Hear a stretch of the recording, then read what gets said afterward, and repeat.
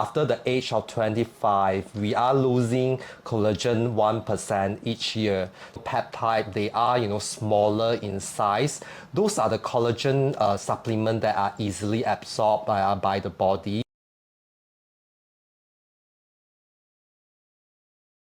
Welcome back to our channel. Today we have a very interesting guest, Dr. Kenneth, who has been an aesthetic doctor for the last 10 plus years. So today, I want him to share with you more about skincare and collagens after age of 50. Collagen is very important, in the skin. It's actually the foundation, of the skin. If you don't have, enough collagen, then you get all these wrinkles, saggy skin. So if you imagine, right, as time goes by, if you are not maintaining the collagen level in the skin, things will deteriorate, and then you'll see more lines or wrinkles on the face. Maintaining collagen level is very important by doing, some collagen treatment. Some patients or audience might think, oh, can I just drink those collagen shots or maybe like collagen soup? I try to get a collagen out of a diet. How effective? So many types of collagen, supplement or collagen supplement in the market. You really need to find one which is a quality, collagen. So things like, peptide, they are, smaller in size.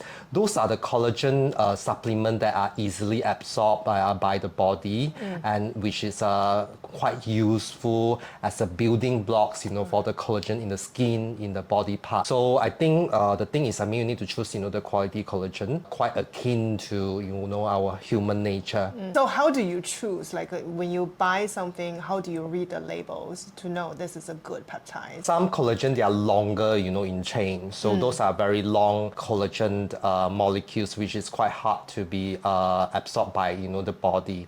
But if you look at the labels, right, if they are using, things like, peptide or tripeptide, those are smaller molecules. So once it's inside the body, will be able to absorb it without breaking down it even further. You are not taking enough, amino acids or protein. So this can act as a building blocks for the collagen in the body. For all those people who don't want to take a supplement or like those collagen shots, what kind of food can they? Foods which is rich in collagen are things like, the broth, like the bone broth, or even some soup made of chicken ingredient which is rich in collagen, like the bone, the tendon. Bak kut teh maybe no, maybe collagen soup. Oh, collagen soup. Bak kut teh, yes, it's a bone, so got tendon inside as well. So I suppose because we're living in Singapore, which is super sunny almost every day.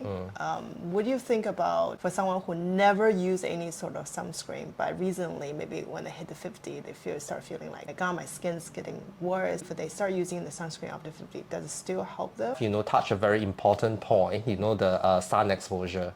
Sun exposure is actually, the biggest culprit for collagen loss. When we are exposed to sun, it causes a lot of damage to the skin. You get, pigmentation and then collagen.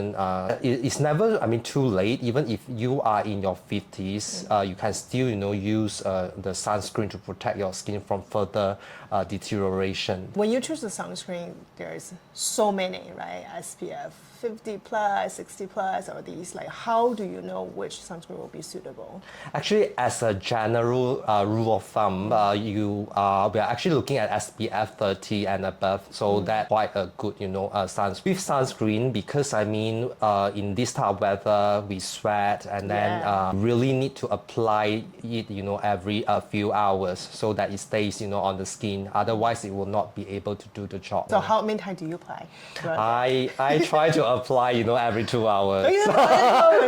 But I'm working, indoors, so may not wear off that. So I try. So for your patients who are coming in for the collagen treatment, what's the common problem? We do have a variety of patients coming to most of the conditions are actually due to collagen loss. For example, if you don't have a very strong foundation, a very good collagen layer, that may predispose you to pigmentation problem. A lot of aesthetic clinics are seeing a lot of patients with a pigmentation problem. So when they come to our clinic, we try to ask them to do some collagen treatment to help improve the foundation, and then that will help, you know, the pigmentation problem subsequently. So, and I have another group of patients, you know, they have all these, you know, lines or saggy skin. Those are patients who come in and then they may do, you know, treatment to stimulate more collagen. That include things like, you know, HIFU or some injection to the skin to stimulate collagen. So you've been in aesthetic line for more than Yes, time flies. I'm feeling old.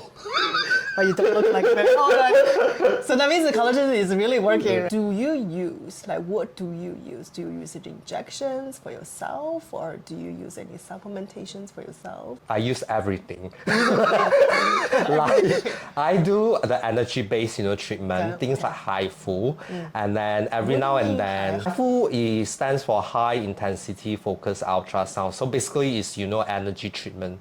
This ultrasound, when it goes to the skin, it will do the lifting and it will help to stimulate, you know, collagen in the skin layer. So that will help to maintain, you know, collagen level. And then I do a bit of injection to maintain the glow, and I take, you know, supplement as well because, you know, I formulate, you know, the collagen drink, and I must, you know, take my own product.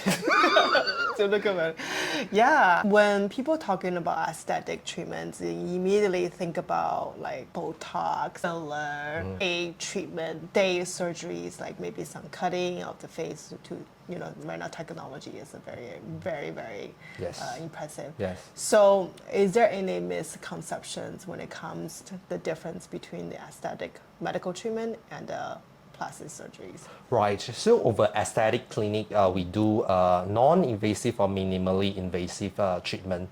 So all those procedures that require cutting, you know, surgery, we will leave that, you know, to the plastic surgeon. And that's, you know, the difference between, you know, aesthetic doctor and then a plastic surgeon. So what we try to do at the aesthetic clinics are very minimally invasive. Yeah, things like Botox and fillers. So we don't do, you know, all the cutting here. They are pretty common actually. But, you know, it really depends on, you know, the conditions, because a lot of patients, they come, they are not too sure, you know, which one they should have.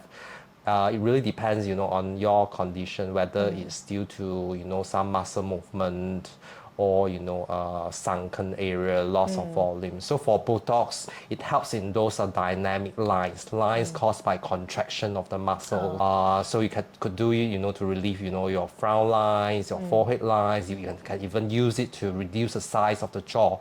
Whereas, you know, fillers, they can, you know, help fill up those sunken area.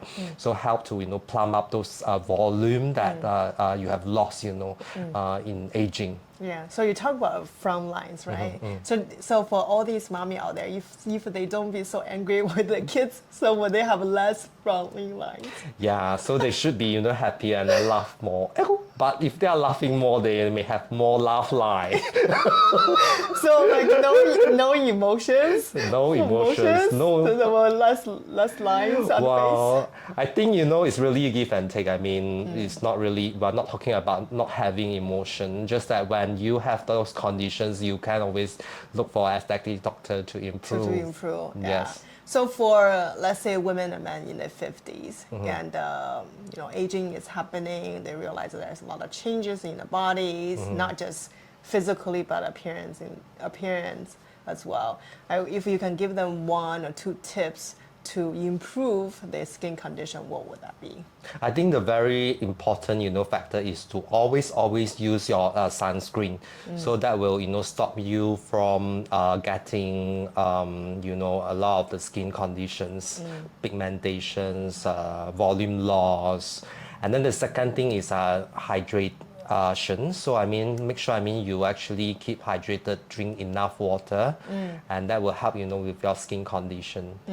What about someone who's, oh, I don't drink water, but I drink a lot of tea or coffee or latte? Oh, that's fine, but try to reduce, you know, like the sugar intake, because sugar could be quite bad, you know, for the skin. Because when you have too much sugar, it may be, you know, it may, you know, cause some damage to the skin by, you know, it may cause some damage to the skin.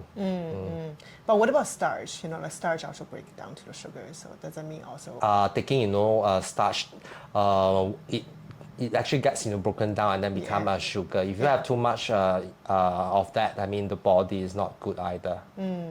So let's start more sunscreen. Yeah.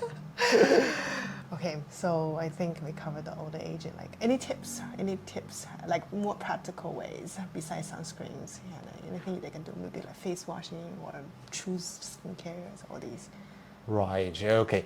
And the other important thing is to use your moisturizer. So I mean, especially in this kind of weather, is very.